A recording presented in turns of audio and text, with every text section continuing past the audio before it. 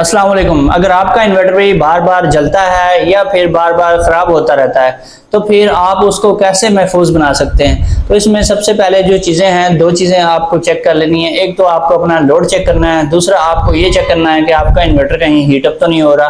तो इसकी क्या क्या वजूहात हैं वो मैं आपको बता देता हूँ। सबसे पहले जो हीट की वजह से वजूहात आती हैं वो मैं बताता हूँ। एक तो आपने देखना है कि आपने ज़्यादा बैटरियाँ तो नहीं लगाई हुई। अगर आपने ज़्यादा बैटरियाँ लगाई हुई हैं तो फिर आपने उनके चार्जिंग एम्पेयर्स कम कर देने हैं। अगर चार्जिंग एम्पेयर ज़्यादा रखेंगे तो फिर भी आपका इन्वर्टर हीटअप होगा। 20 या 30 एम्पेयर तक आप चार्जिंग रखेंगे तो आपका इन्वर्टर कभी भी हीटअप नहीं होगा। और जब भी इन्वर्टर हीटअप होता है तो 0 2 का फॉल्ट आता है। तो इसमें आपने फिर दूसरी चीज़ जो चेक करनी है वो अपने सोलर पैनल्स चेक करने हैं। अगर आपने सोलर पैनल्स बहुत ज़्यादा लगाए हुए हैं या फिर उनकी तरतीब आपने सही नहीं बनाई, उनकी स्ट्रिंग आपने सही नहीं बनाई, तो फिर भी आपका इन्वर्टर बार बार हीटअप होगा। तो इसमें आपने क्या करना है, मैंने कई जगहों पे देखा है कि कुछ लोगों ने 10 पैनल लगाए हुए थे, 10 पैनल की एक स्ट्रिंग लगाई हुई थी और इसकी वजह से भी उनका इन्वर्टर जल रहा था। क्योंकि 10 पैनल्स जब आप 585 वाट के लगाएंगे तो आपके जो वोल्टेज हैं एक स्ट्रिंग के वो बढ़ जाएंगे। एक जो प्लेट है वो 50 वोल्ट तक देती है 585 वाट की। जो पहले 545 वाट या 550 वाट की प्लेटें आती थी वो 40 से 45 वोल्ट देती थी, तो उसमें 10 पैनल भी लग जाया करते थे। तो ये जो आजकल पैनल आ रहे हैं ये 50 वोल्ट की एक प्लेट होती है। जब आप 10 पैनल की एक स्ट्रिंग बनाएंगे तो ये बन जाते हैं जी 500 वोल्ट। 500 वोल्ट जब आप इनपुट करते हैं तो आपके जो इन्वर्टर है उसके अंदर पहले लगे होते हैं कैपेसिटर्स के ऊपर ये डीसी करंट जाता है। तो डीसी वोल्टेज आते हैं वहाँ पे जी 500 वोल्ट, और कैपेसिटर जो लगे हुए हैं वो 450 वोल्ट के लगे होते हैं।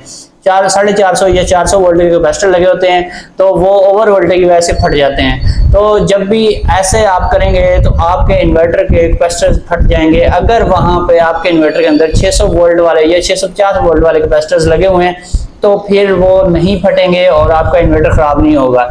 लेकिन मैंने कई जगहों पे देखा है कि कुछ लोग 10 पैनल लगा रहे थे और उनका सिस्टम ठीक चल रहा था। जैसे ही उन्होंने 5-5 पैनल की 2 स्ट्रिंग्स बनाई तो उनका जो इन्वर्टर था वो हीटअप होना शुरू हो गया। उनके कैपेसिटर तो फटने से महफूज रह गए लेकिन उनका इन्वर्टर हीटअप होना स्टार्ट हो गया। हीटअप होने की वजह ये थी क्योंकि एक पैनल जो है वो तकरीबन 10 एम्पेयर का होता है। 12-13 एम्पेयर ऊपर लिखे होते हैं लेकिन नॉर्मली 10 एम्पेयर आपको प्रोवाइड करता है। तो एक जो स्ट्रिंग होती है चाहे उसमें 10 पैनल भी आपने लगाए हुए हैं ओवरऑल आपको 10 एम्पेयर ही मिलेंगे। लेकिन आप जब उनको 5-5 करके 2 स्ट्रिंग्स बना के पैरेलल लगाएंगे तो वो 10 और 10 20 एम्पेयर की 2 स्ट्रिंग्स बन जाएंगी।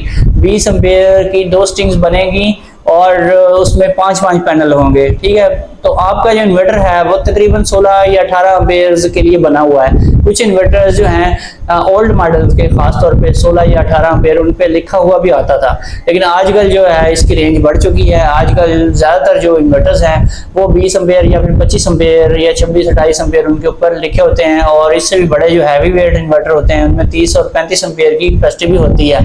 लेकिन वहाँ पर देखा गया है कि जहाँ पर 5-5 पैनल करके 2 स्ट्रिंग्स उन्होंने लगाई उसके बाद इन्वर्टर हीट होना शुरू हो गया।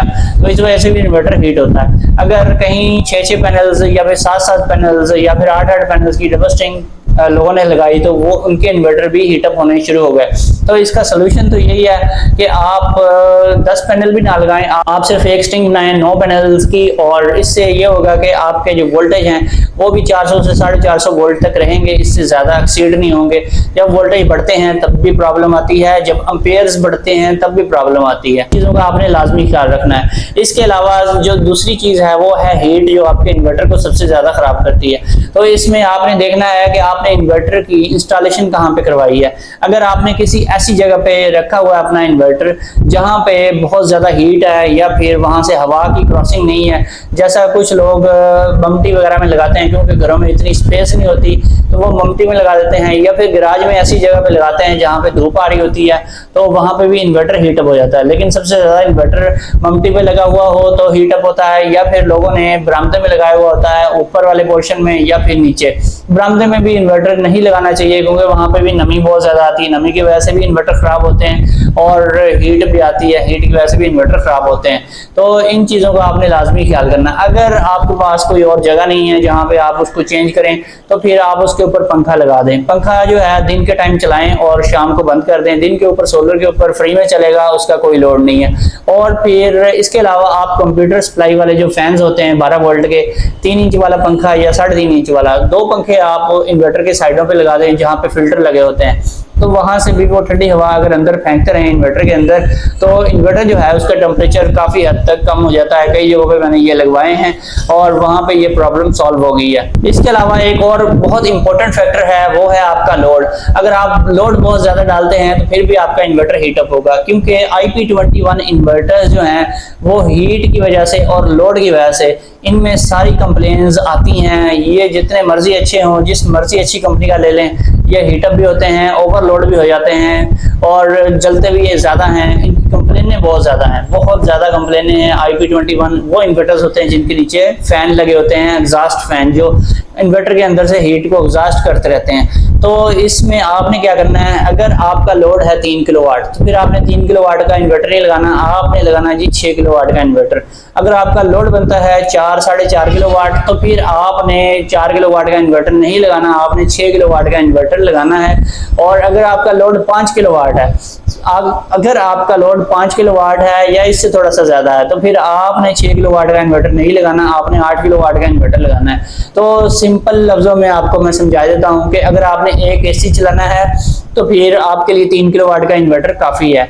अगर आपने 2 AC चलाने हैं तो फिर आपको 6 किलोवाट का इन्वर्टर लगवाना चाहिए। घर में जो पानी से चलने वाली मोटर होती है वो तकरीबन 1000, 1200 या 1500 वाट तक की होती है। वो अगर आप चलाते हैं, लेकिन उसका टार्क लोड बहुत ज्यादा होता है। टार्क लोड वैसे एम्पेयर की फॉर्म में लोड आप देखेंगे 3 से 4 एम्पेयर उस मोटर का खर्चा है, जो कि कुछ भी नहीं है। तो अगर उसका टार्क लोड चेक करें, वो 15, 20 या 18 या 25 एम्पेयर तक भी टार्क लोड होता है। तो उसकी वजह से भी इन्वर्टर जलते हैं। अगर आपके घर में भी मोटर है तो फिर आप उसको या तो DC लगवा लें, तो या फिर आप बड़ा इन्वर्टर यूज करें, जो कि AC चलते के ऊपर भी अगर आप पंप चलाएं साथ, तो आपका इन्वर्टर ना जले। तो फिर आपको 6 किलोवाट में या अच्छी कंपनी का इन्वर्टर ले लें, या फिर IP65 ले लें 6 किलोवाट का, या फिर अगर आपने IP21 इन्वर्टर ही लेना है तो फिर आपने 8 किलोवाट का ले लेना है, ताकि अगर 1 या 2 AC चल भी रहे हैं साथ, अगर आप मोटर भी चला दें तो आपका इन्वर्टर नहीं जलेगा। इसके अलावा एक और भी बहुत इंपॉर्टेंट चीज है जिसकी वजह से आपका इन्वर्टर जलता है, वो है आपके नंबर ऑफ सोलर पैनल्स। अगर आपने 6 पैनल लगाए हुए हैं और लोड भी आपका 6 पैनल्स के इक्वल ही है, तो फिर भी आपका इन्वर्टर बार बार ट्रिपिंग पे जाएगा और कभी झटके लगेंगे, कभी ऑन होगा, कभी ऑफ होगा। तो आपका इन्वर्टर जो है उसके जलने के चांसेस बढ़ जाएंगे। तो आपने क्या करना है, आपने 8 पैनल लगाने हैं और 6 पैनल्स का आपने लोड डालना है। अगर आपका लोड है 8 पैनल्स का, तो फिर आपने 12 पैनल लगाने हैं और 8 पैनल का लोड डालना है। यानी कि अगर आप एक आध AC चलाते हैं और उसके साथ कोई चीज़ नहीं चलाते, पंखे शंखे चलाते हैं या फिर इन्वर्टर फ्रिज चलाते हैं, तो फिर आप 6 पैनल चला सकते हैं। लेकिन अगर आप साथ बाकी लोड भी चलाते हैं तो फिर आपको 8 पैनल लगाने चाहिए। और इसी तरह से अगर आप चाहते हैं कि AC भी चल रहा है साथ मोटर भी चल जाए, तो फिर आपको 8 पैनल के ऊपर ये लोड नहीं डालना चाहिए, फिर आपको 12 पैनल लगाने चाहिए।